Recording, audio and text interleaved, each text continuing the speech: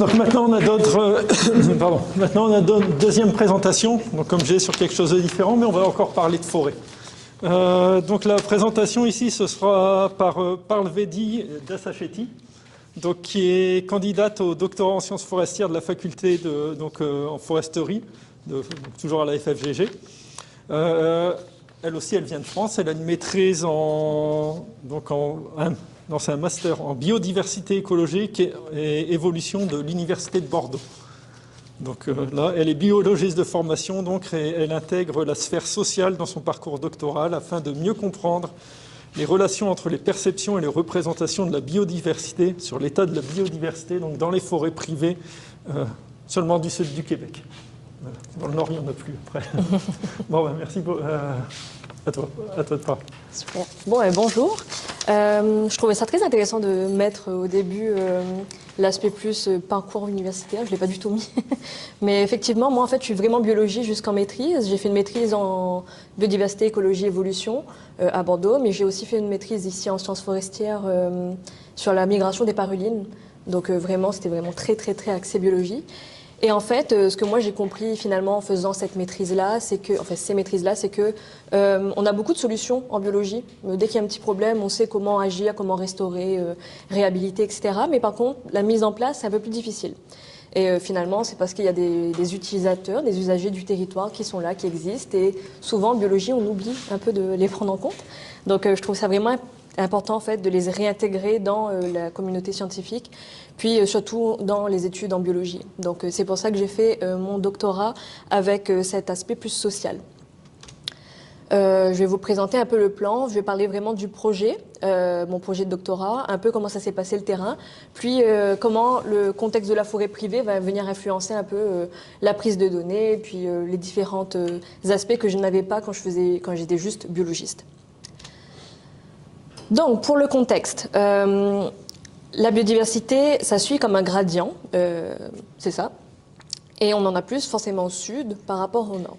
Donc, c'est sûr aussi qu'il y a une espèce de biais de l'observateur, il y a plus de personnes dans le sud qui voient aussi des individus, mais quand même, il y a une richesse spécifique qui est plus importante dans le sud, de manière globale, donc plus à l'équateur que au niveau des pôles, mais on le voit aussi au niveau de la province. Mais en même temps, comme on peut voir sur l'encadré du milieu, le sud de la province, c'est beaucoup de terres privées. Donc, c'est des gens qui ont des propriétés en fait, qui les ont achetées. Puis, on voit aussi sur la troisième carte la densité de population en fait au Québec. Donc, on voit en fait qu'il y a une espèce de superposition entre la richesse spécifique, l'abondance, etc., et l'utilisation du territoire par les humains. Pour ce qui est du portrait de la forêt privée, cette fois-ci, on a près de 162 000 propriétaires. Ça, c'est un nouveau chiffre qui est sorti en février 2025. Oui. Avant, c'était 130 000. On estimait à 130 000. Maintenant, on l'estime à 162. C'est environ 70 000 km², donc 10% des forêts du Québec. Et c'est quand même une forêt assez productive. Donc, en fait, on voit qu'il y a des enjeux de biodiversité et aussi des enjeux relatifs en fait, à l'utilisation du territoire, parce que 162 000 propriétaires, ça veut dire que toute cette forêt du Sud est fragmentée entre 162 000 façons d'aménager sa forêt. Donc il faut vraiment, si on veut essayer de mettre en place des mesures d'aménagement, de comprendre comment ces gens-là pensent. Ce qui m'amène à la prochaine diapo, et je vais avoir besoin d'une réponse parmi vous. Pour vous, qu'est-ce que c'est que la biodiversité? Est-ce qu'il y a quelqu'un qui veut me répondre? Oui. Il y a deux biodiversités, il y a intra et extra, c'est comme le nombre d'espèces dans un territoire. Et la seconde, c'est une espèce différente ou le nombre d'individus différents. Ok. Donc ça, en fait, il n'y a pas de bonne ou de mauvaise réponse, comme on va voir là. J'aime bien mettre ce schéma, parce que c'est un schéma très compliqué pour dire que finalement, la biodiversité, c'est pas si simple non plus. En gros, oui, c'est une des réponses qui est faite, mais en fait, cette réponse-là, elle rentre dans le grand rond vert, donc la composition, donc les différentes espèces, au niveau des gènes jusqu'au niveau du paysage, C'est tout ce qui va dire justement richesse spécifique, les différents types de richesses génétiques, des communautés, etc. Donc ça va être vraiment ça. Mais il existe aussi la biodiversité structurelle, donc au niveau de la structure génétique des populations, la structure de l'habitat, etc. Puis la biodiversité fonctionnelle, donc la fonction que chacun de ces composantes exerce dans le territoire. Donc pour un petit exemple, pour que ce soit un peu plus clair aussi, c'est ça. Pour la structure, par exemple, on peut parler de connectivité écologique, de fragmentation des habitats, de migration, de dispersion. Ça fait partie aussi de la biodiversité. Quand on parle de composition, c'est justement la composition en habitat. Donc, ça peut être les forêts, les champs, les types de peuplement au sein même d'une forêt, puis la présence ou non de parcs du Canada, par exemple. Et les fonctions, ça peut être justement l'interaction dans ce territoire-là. Et toutes les fluctuations de population aussi, qu'on peut reconnaître aussi un peu en biologie de manière générale. Tout ça pour dire que c'est pas si simple, la biodiversité, et même dans le domaine de la biologie, on n'a pas tous les mêmes définitions finalement quand on aborde ce sujet-là. Selon notre labo de recherche, on va avoir des enjeux différents. Et on va parler de biodiversité, surtout qu'en ce moment c'est un sujet très d'actualité, mais pas tout le monde a la même définition. Et ça est aussi valable par rapport aux usagers du territoire. Tous les propriétaires n'ont pas forcément les mêmes définitions de la biodiversité. Et même au niveau des organismes qui vont interagir avec ces propriétaires-là, ils n'auront pas non plus les mêmes définitions. Donc en fait, on voit qu'il y a un gros enjeu là-dedans de compréhension. Maintenant, quand on parle aussi de biodiversité, on parle en général de conservation de la biodiversité. Puis là, on voit aussi qu'il y a quand même... c'est assez compliqué aussi. Il y a la conservation ex situ, par exemple, ce qu'on peut retrouver dans les zoos, les parcs naturels, etc. Où on va avoir des animaux qui sont, c'est ça, en dehors du site. Puis la conservation in situ. Moi, mon projet, c'est vraiment ce qu'on voit un peu plus en clair, donc l'utilisation durable du territoire avec la mise en valeur durable et l'aménagement durable. Donc la conservation, là aussi, ça va dépendre, on parle beaucoup de conservation, mais il faut savoir exactement dans quel type de conservation on veut s'engager. Donc ça, c'est vraiment pourquoi, en fait, il faut mieux comprendre tous ces concepts-là avant de mettre en place des mesures de conservation, même au niveau du Québec, mais au niveau mondial aussi. Ce qui m'amène à mon projet de doctorat, donc la biodiversité en forêt privée, les perceptions et les mesures de conservation dans le sud du Québec. Et l'objectif, c'est vraiment de comprendre comment les perceptions et les représentations de la biodiversité influencent l'état de cette biodiversité dans les forêts privées. La perception, c'est vraiment ce qui relève du sens, donc ce qu'on voit, ce qu'on entend, c'est ça. Puis les représentations, c'est l'idée qu'on se fait. C'est ça, donc qu'est-ce que c'est que la nature, qu'est-ce que c'est que la biodiversité, etc. Et l'objectif principal, c'est vraiment d'étudier les liens entre ces perceptions et représentations avec les actions que les propriétaires et les acteurs vont mettre en place dans les forêts. Donc pour le terrain maintenant, ça s'est effectué en 2 très grandes étapes. Il y a une étape très sociale, donc on va rencontrer les propriétaires forestiers et certains intervenants professionnels. Ma zone d'étude, c'était Chaudière-Appalaches, et je faisais des entretiens avec autant les propriétaires forestiers que les intervenants. Les intervenants, ça peut être des ingénieurs forestiers, etc. Le but, c'est vraiment de mieux les connaître et vraiment comprendre ces perceptions-là, puis vraiment intégrer, parce qu'ils ont tout un savoir. En plus, c'est eux qui marchent leur terre le plus souvent. Ils ont un savoir que nous, on n'a pas. Donc, c'est vraiment réintégrer ce savoir-là dans la sphère scientifique. En parallèle de ça, moi, j'allais sur le terrain pendant tout le printemps l'année passée pour faire des relevés d'ornithos. Donc d'oiseaux, et aussi d'autres composantes de biodiversité.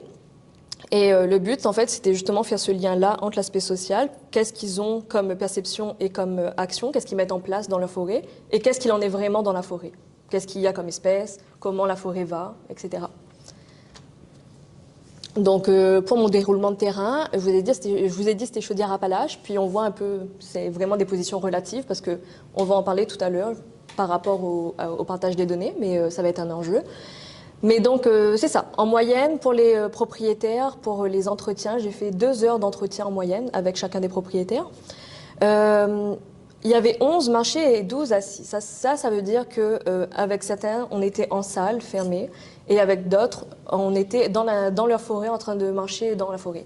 Et ça va venir influencer les réponses. Donc moi, quand je parle qu'est-ce que c'est que la biodiversité, dans une salle, ils vont me parler de représentation plus. Dans la nature, ils vont me pointer du doigt ce qu'ils voient. Donc ça va être vraiment intéressant. Pour les acteurs, c'était 50 minutes en moyenne, puisque c'était pas forcément l'objet principal de ma recherche, mais c'était quand même intéressant de voir leur rapport à tout ça. Donc j'ai été en entretien avec 23 petits propriétaires dans la région. Un grand propriétaire, donc lui représentait plus son entreprise. 7 acteurs externes, donc 7 intervenants, puis 3 qui sont en ce moment en attente. On verra bien ce qu'ils me répondent. Pour le terrain, pour les résultats, pardon, je vais passer assez rapidement, mais en fait, ça va être très résumé et très global. On s'entend, c'est vraiment très préliminaire.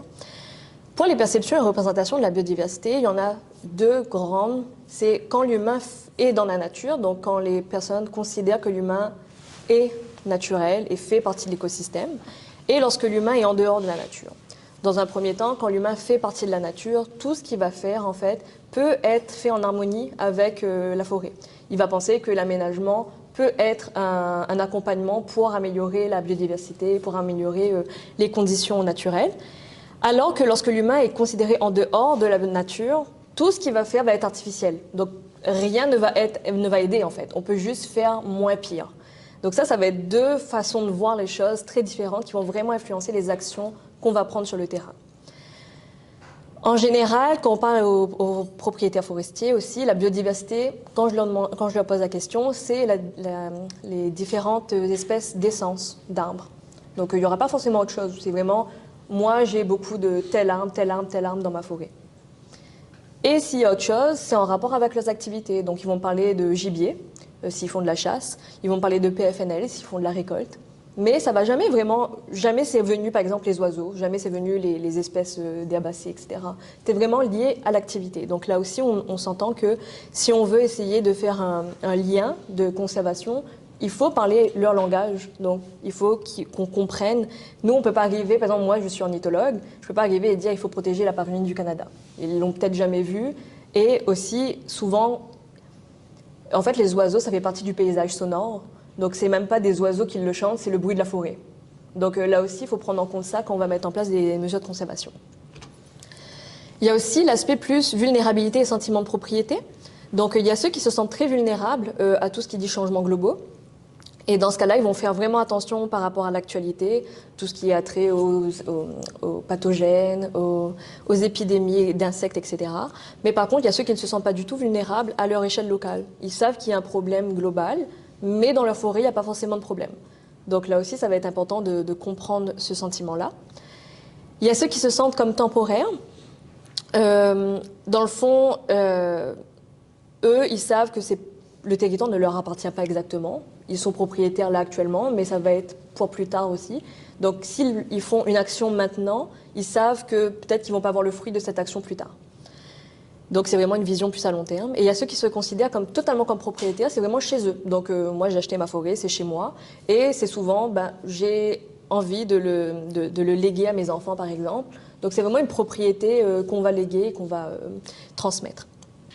Encore une fois, c'est très... il y a comme... C'est ça, c'est comme très schématisé, c'est ça que je veux dire. C'est plus un spectre là, mais c'était juste pour vous présenter ça rapidement. Pour les relations avec les intervenants professionnels, une des relations les plus importantes, c'est avec l'ingénieur forestier. Donc, quand je demande avec qui vous aimeriez vraiment travailler là-dessus, c'est avec l'ingénieur. La relation existe déjà, il y a une relation de confiance.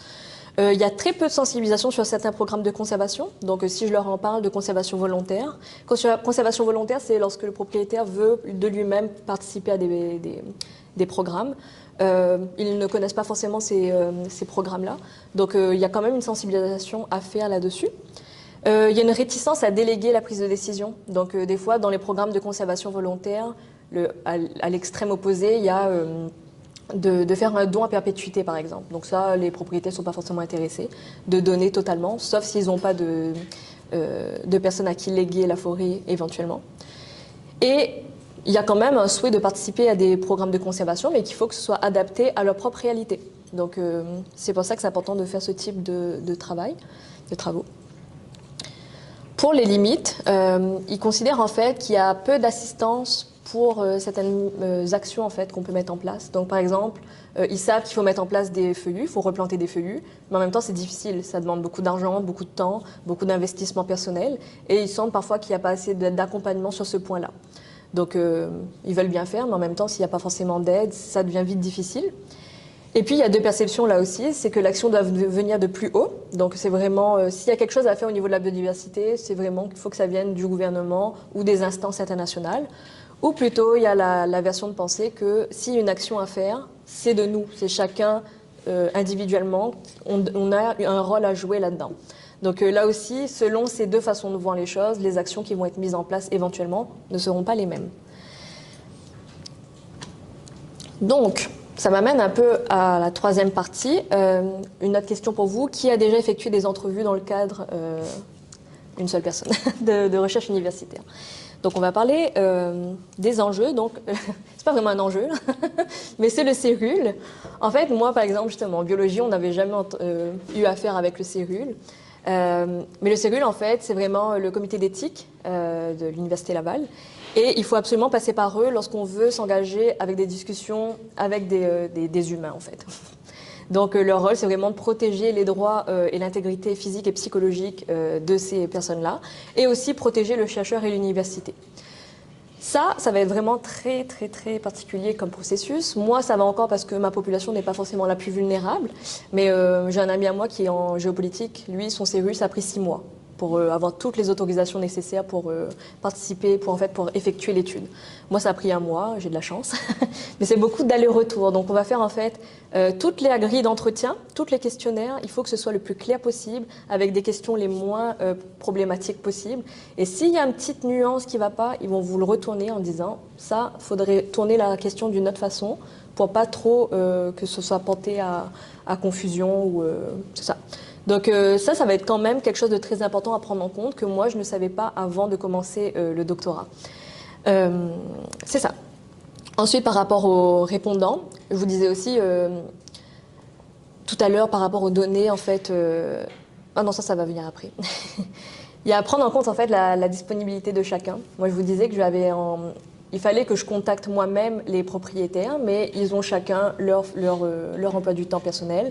Ça a pris beaucoup de temps avant qu'on puisse en fait organiser nos rencontres. Et des fois, j'ai dû littéralement aller sur leur forêt sans eux parce que moi, en fait, pour mon étude d'ornithologie, il fallait que je sois sur la forêt tous les jours pendant 2 mois non-stop.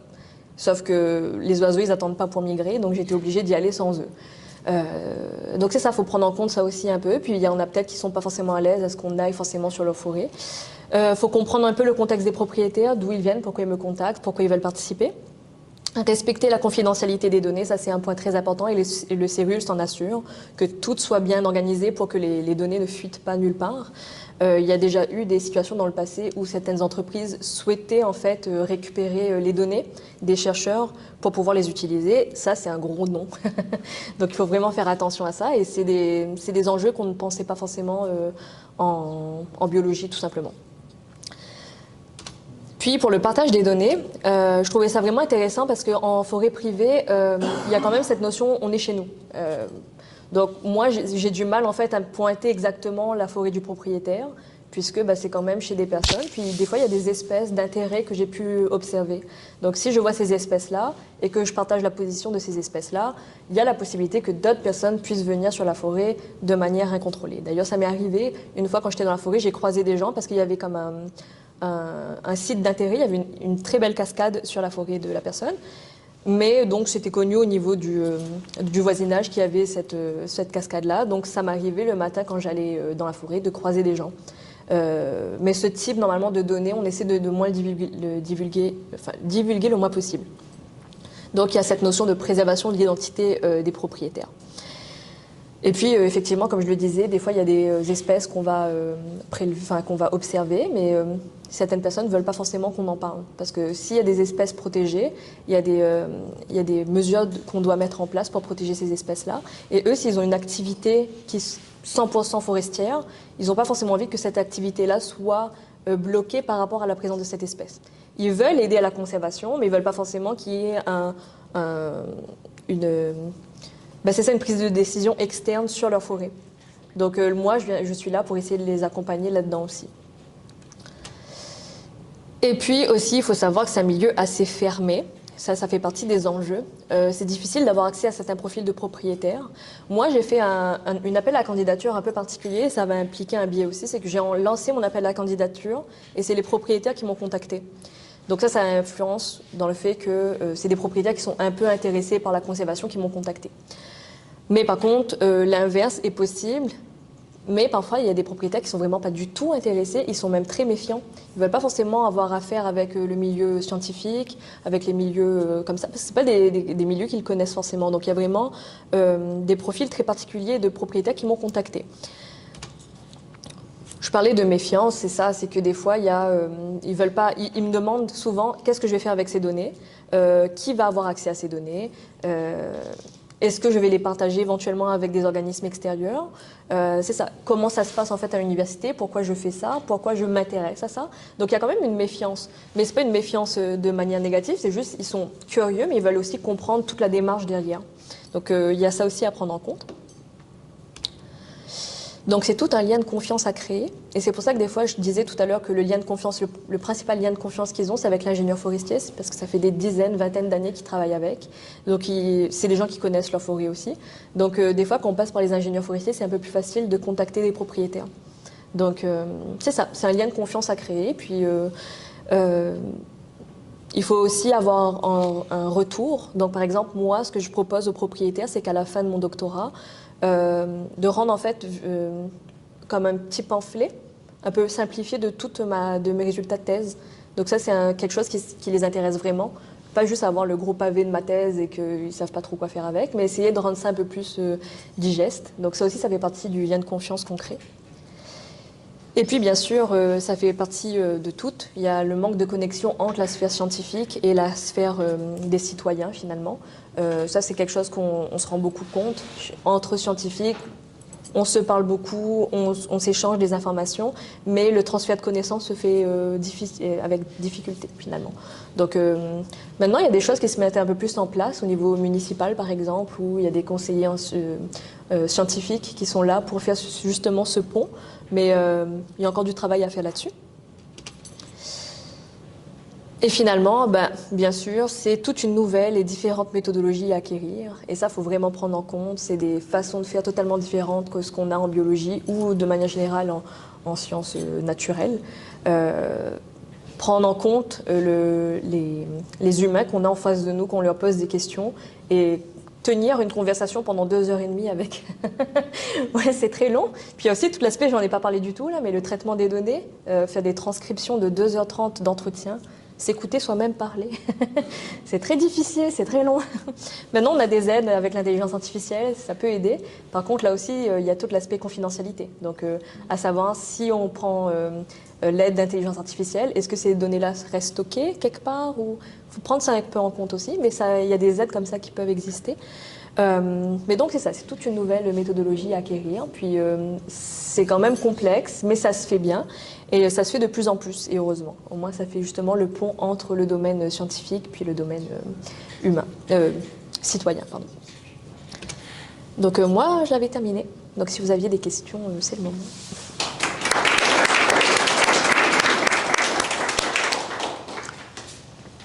Oui, Pauline. Moi, j'avais une question. Vous disiez qu'il y avait fait un recrutement, les gens étaient venus à toi. Est-ce que c'est pas un biais sur leur intérêt Ah oui, totalement. Ça, je le prends en compte dans mes analyses. En fait, aussi, comment j'ai transmis cet appel à la candidature, c'est passé par des infolettes, c'est passé... Donc là aussi, c'est pas... J'ai essayé de demander aux gens ce qu'ils l'impriment et qu'ils le mettent dans leur bureau, par exemple. Mais du coup, déjà, ça fait le biais que c'est que les gens qui ont accès à Internet ou qui sont à l'aise avec Internet, qui peuvent avoir accès à cet appel à candidature. Puis c'est des gens qui sont quand même intéressés par la conservation. Parce que comme je disais, il y a des gens qui ont des a priori sur tout ce qui dit conservation et biodiversité. Donc s'ils voient ça, ils se disent, moi, c'est pas forcément mon intérêt, j'ai pas forcément envie de participer. Et je veux pas forcément qu'il y ait une biologiste qui vienne chez moi. Donc oui, il y a forcément un biais, et ça, je l'ai totalement pris en compte dans mes données, dans mes analyses. Oui. Quel type d'analyse tu avais sur tes entretiens? Et un peu plus précisément là-dedans, si tu es sur des analyses thématiques, ce genre de choses, est-ce que la composante spatiale, parce que recherche en données d'intelligence spatiale, comment tu thématises ou tu catégorises les informations spatiales que doivent te donner les propriétaires? Alors en fait, moi, pour l'instant, je suis encore, il me reste quelques transcriptions à faire en fait. Okay. Il y a un codage inductif, donc en fait, il y a quand même J'avais déjà fait des catégories de codage. Puis forcément, en faisant la lecture, ben, il y a de l'inductivité qui arrive là, et on trouve des nouveaux codages à rajouter, des nouveaux nœuds. Puis du coup, je passe par NVivo pour recoder tout ça. Pour l'aspect plus spatial, en fait, ce que je vais faire, c'est vraiment comparer. Ça, c'est plus pour les données en ITO. Je vais vraiment comparer les peuplements entre les peuplements qui sont été. En fait, quand j'ai fait mes analyses sur le terrain, j'ai pas présenté ça, j'aurais dû, là, mais j'ai essayé de prendre chez chacun des propriétaires une plantation et un peuplement qui n'était pas planté activement, enfin, pas d'épinettes blanches, mettons.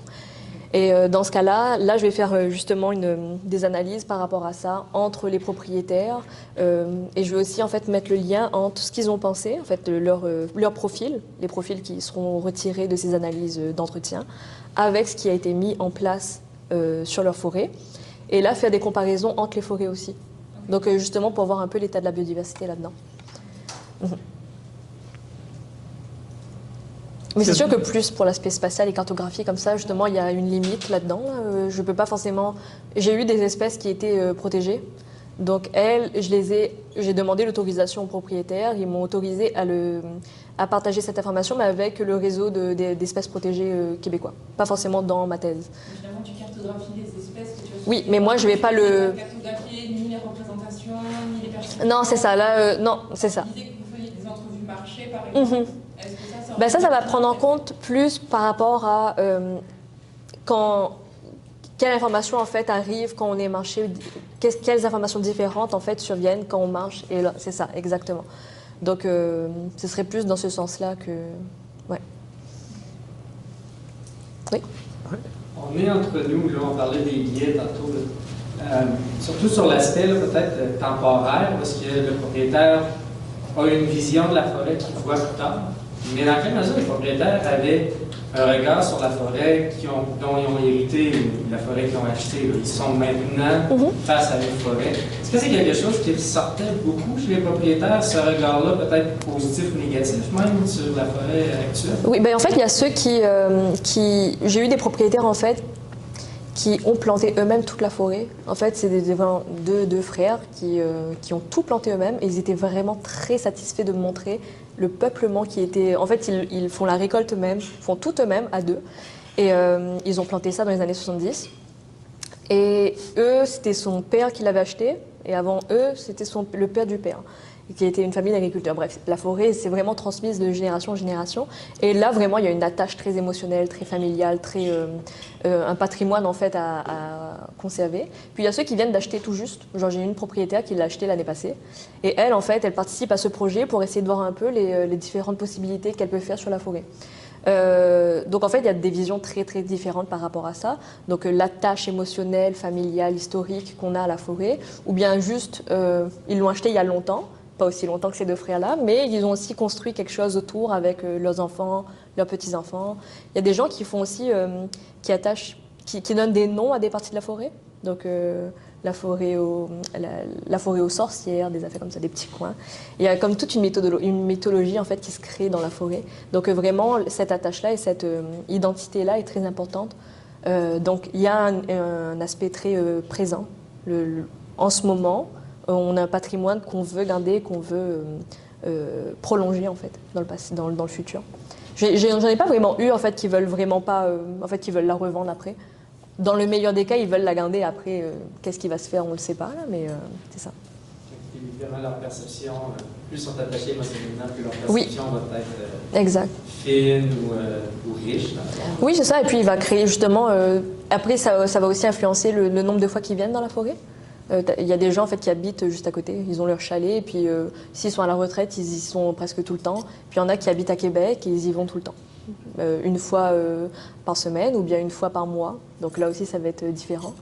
J'ai une personne en fait qui a hérité de la forêt, mais il ne voulait pas être de la forêt. Et en plus, il a hérité une grosse partie, genre 100 hectares. Là.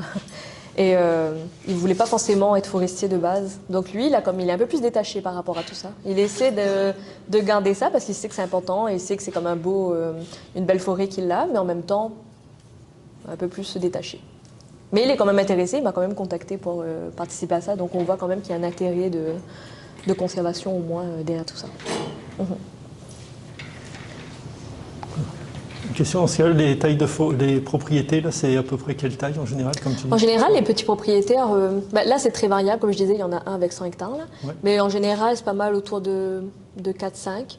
Après, il y en a, en fait, c'est vraiment large. Ouais. Là, j'ai eu vraiment un profil très varié. Sur mes 23, il y a vraiment un profil très varié de propriétaires et de forêts aussi.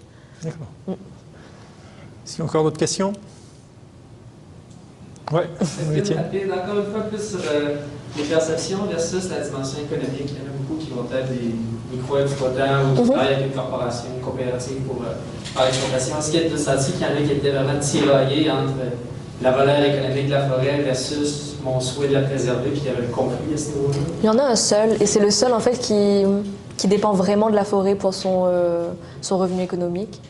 C'est lui qui m'a dit que s'il y a une espèce protégée, il veut le savoir, il aimerait mettre en place des mesures, mais si ça l'empêche d'exploiter, ça va être problématique. Parce que lui, c'est 100% ça son revenu. Mais le reste, non, parce qu'en fait, c'est soit ils sont à la retraite, soit c'est un revenu minime en fait par rapport à leur travail principal. Donc il y a vraiment cet enjeu-là. Mais il y en a juste un seul qui était un peu plus tiraillé justement par rapport à ça. En général, si je lui dis qu'il y a une espèce protégée, ils étaient tous très contents. Genre, ça arrivait 2 fois, 2 ou 3. Il y avait la paruline du Canada, forcément. Il y avait aussi la griffe des bois que j'ai dans 2 forêts. Et là, ils étaient vraiment très contents. Ils en ont parlé partout. Du coup, c'est ça. Ils étaient quand même... ouais. Bon, oui, Angélique. Tout à l'heure, Jean-Henri, j'étais la seule à lever la main. Et justement, toi, vu que tu as découvert ce type de méthodologie pendant ton doctorat, ce que je comprends, ça serait quoi tes conseils pour des chercheurs ou des chercheuses éventuellement qui voudraient se lancer un peu plus sur le volet social et humain? C'est quoi que tu as important à savoir, à part que le cellule, c'est très très à retenir? Que c'est très enrichissant. En fait, il faut vraiment se lancer là-dedans parce que justement, moi, je vois...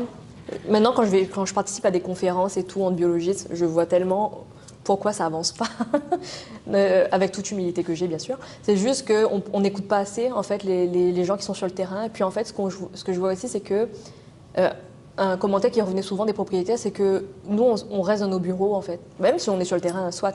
Mais on ne vit pas, en fait, sur le terrain. C'est pas nous qui vivons là et c'est pas nous qui, justement, qui vivons de la coupe, etc. Et il y a certaines problématiques, en fait, qui reviennent, mais qui sont très locales. Et nous, on ne peut pas le savoir si on ne leur parle pas. Et donc, ça revient en fait à dire que si on veut mettre en place des mesures de conservation, par exemple, là, les grandes orientations gouvernementales, c'est mettre 30% d'aires protégées d'ici 2030. Oui, c'est beau, c'est chouette et on aime ça et j'aimerais ça aussi, mais en même temps, on va les mettre où? Et comme je vous disais tout à l'heure, la biodiversité, il y en a beaucoup dans le sud du Québec, mais c'est privé, on va le mettre où? Donc si on n'est pas là pour écouter les gens qui vivent sur le territoire pour comprendre ça, ça va être difficile. Donc, faut vraiment, je pense, c'est très important d'impliquer en fait les citoyens, puis même les usagers en fait, dans les études scientifiques. Même si on a l'impression qu'il n'y a pas forcément un volet social, il y en aura toujours un. Et justement, surtout dans la mise en place des actions, si vous voulez passer du côté théorique au niveau pratique, c'est essentiel en fait de prendre en compte les usagers.